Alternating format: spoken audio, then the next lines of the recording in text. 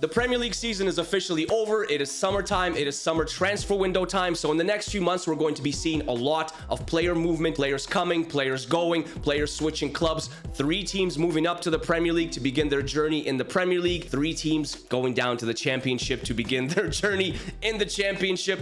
That's just the way it works, and I wouldn't change it for the world. So today we're going to be ranking every single Premier League's team performance in the Premier League in 22-23, the season that just passed. Everything from incredible to the worst of the worst down there on the bottom.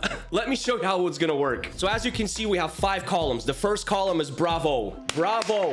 If your team played well, you deserve a bravo. They're going to be going there. Column number 2, respectable effort. That's like an B+, A-. I mean, a respectable effort. Still deserves a little clap, you know what I mean? Column number 3, not bad, not great. Could have been worse, maybe could have been better, just mediocrity. Column number 4, bad, but not the worst. There were teams that were bad, but they weren't the worst. So those teams are going to go there. And column number 5, bad. Very bad. Very, very, very, very bad. Absolutely horrendous. Those teams are gonna go there.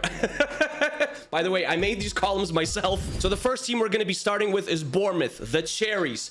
I mean, Bournemouth was expected to go right back down to the Championship, and they didn't. And that, for me, is a respectable effort. I mean, kudos. I wouldn't call it a bravo because they just barely stayed up, but they stayed up. And that calls for a respectable effort because nobody gave them a chance. Nobody gave them a shot. Bournemouth goes into the A- column. Arsenal, what an incredible season. We've talked about this before. They ultimately fell short. Would I give them a bravo? I probably would, because just like Bournemouth, nobody expected Arsenal to compete and push Manchester City as far as they did. Honestly, nobody did. Arsenal was probably expected to finish in like maybe top 4, but most likely, more realistically, in like the 5th and 6th place. So them finishing 2nd in the Premier League when they weren't expected to be anywhere near Manchester City, for me, it calls for a bravo, no bias. Aston Villa. Now, before Unai Emery, I would not give them anything on this list. I'd probably put them maybe in the very, very bad, absolutely horrendous section, but Unai Emery definitely deserves a bravo. Bravo, Unai Emery. Bravo, Aston Villa, for qualifying for Europe. Emery took them from 16th when he took over. Aston Villa was in 16th position, and they finished in a Conference League spot. Bravo. And now we get to Brentford. I mean, they went all the way. They pushed themselves all the way to the limit, even after Ivan Toney was suspended. So for me, it is definitely a respectable effort. They performed admirably, they performed well, and they definitely have my respect. Brentford, A- performance this year. Nobody expected you to be as high as you are, and I hope you continue that next year. Honestly, I don't know how it's going to happen with Ivan Toney being suspended for basically half the season, but if Mbeumo steps up like he did without Ivan Toney being present, I can see Brentford doing a little bit of damage this year in the Premier League, for sure. And now we come to Brighton. What an exciting team they were to watch this year. One of my favorite teams to watch in the Premier League this year. They were absolutely magnificent. They were brilliant, and well-deserved everything that they accomplished. Europa League, Brighton, yes, that is a bravo for me. Unbelievable, honestly. Just like A+, no one expected this from them. They were just a pleasure to watch, honestly. From a football fan, Brighton was a pleasure to watch. And now we go from Brighton to Chelsea, and I mean, I'm sorry, Chelsea fans, but you're the first team that goes into that bad, very, very bad, absolutely horrendous section. You couldn't score goals. You spent a crap load of money to bring in a bunch of random players that didn't mesh together. No one knew what was going on. Todd Bowley doesn't know what was going on. Ultimately, Chelsea somehow finished 12th, but there was even talk about Chelsea being relegated. Honestly, they were this close. Well, I wouldn't say this close. They were like this close, but they were close. It was close enough that talks were held about Chelsea possibly being relegated. Imagine if Chelsea were relegated this year. I gotta give it to them. Like, this is an F-. F- performance. Hopefully, they turn it around next year. But this year was just atrocious. I mean, what can we say about Crystal Palace? Bad, but not the worst. Bad, I would say bad, but not the worst. I would think that they would probably struggle without Zaha. If Zaha wasn't at Crystal Palace, they would have a lot of problems. But Wilfried Zaha has been a breath of fresh air at Crystal Palace for years now. And I mean, at some point, Crystal Palace is going to have to do stuff without Wilfried Zaha. Seriously. And I mean, that's going to be tough for them. That's going to be tough. But this year they survived again. They stayed up in the Premier League to fight another day. Bad, but not the worst. Everton. Now, Everton would definitely go into that last section with Chelsea if they got relegated, but they didn't get relegated. But ultimately, I still think I have to put them in this section because they shouldn't have even been in that relegation fight to begin with. Like, they underperformed so badly. Like, they completely sucked. That's the word I'm looking for. Everton sucked. They were absolute trash this year, and they stayed up by the skin of their teeth. And I mean, I hope they turn it around next year, but they were bad. They were very, very bad. They were absolutely horrendous for 99% of the season until the last few games where they kind of just creeped out of the relegation zone. So yeah, Everton, you're going into that last section for sure. Southampton, they got relegated. So this is an automatic bad, very bad, very bad, very, very, very bad, absolutely horrendous. Very, very bad defense.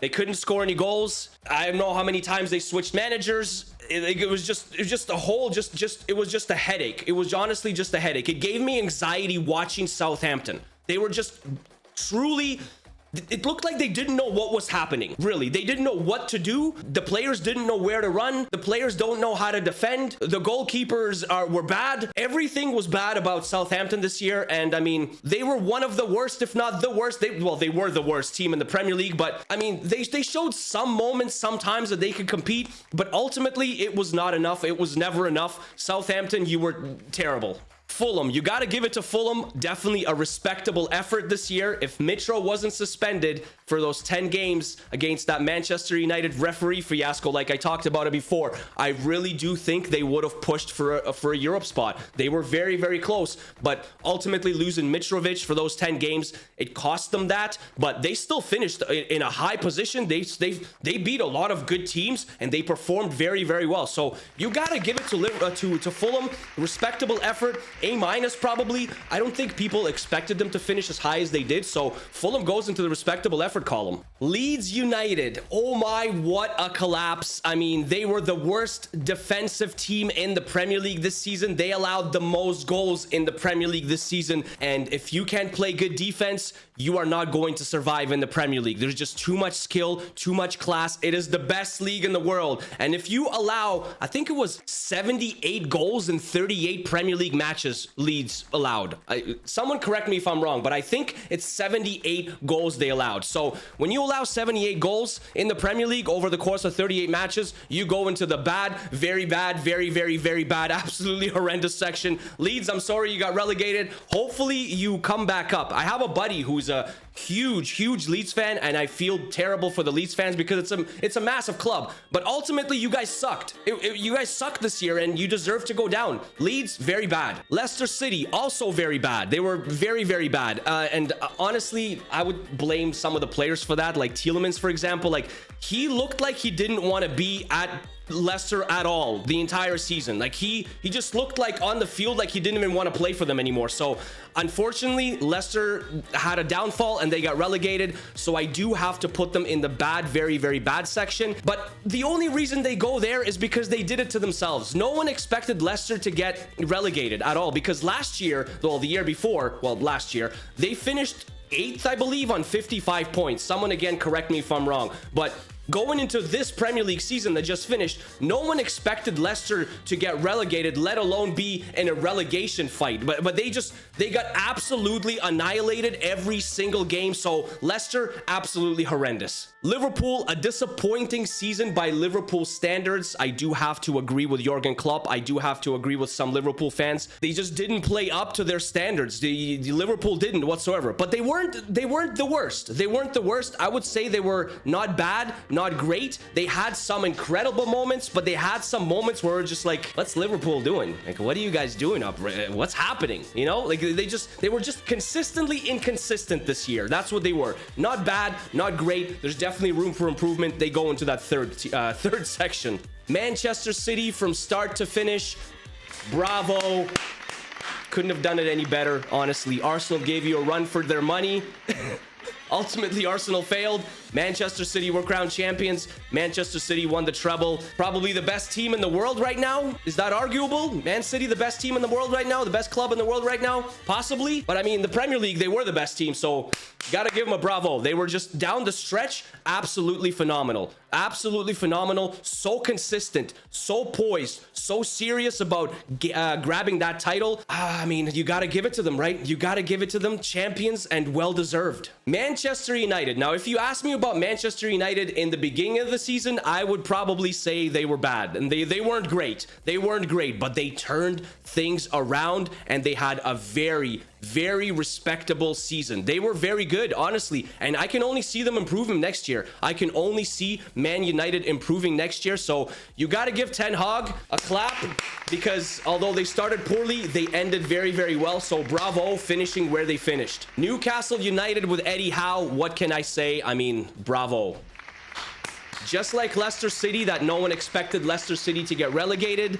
No one expected Newcastle United to qualify for a Champions League spot. Eddie Howe, a phenomenal job. Callum Wilson, phenomenal up front this year. Just unbelievable. Just so consistent, like so good. That entire team played so well, and they allowed the least amount of goals in the Premier League, tied with Man City. Their defense was good. Their offense was good. That stadium is rocking when it's rocking. It's like Newcastle has some crazy fans, just crazy fans. I would love to visit St. James's Park one day and just to be part of that atmosphere. So you got to give Newcastle United a bravo. I don't know how they're going to do in the Champions League next season, but I mean, they showed they can compete with the big boys. So A+.